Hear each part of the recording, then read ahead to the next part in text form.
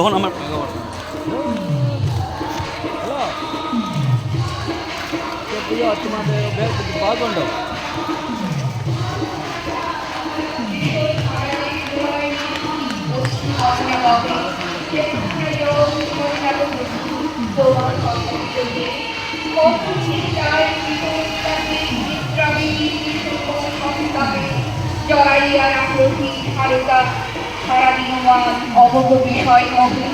তুমি বলেছিলে তার কৃপা হলে নিবেশে পাইবে পথ, সহসা করুণা পরশিবে ভুল পরিবেরে মনোরথ।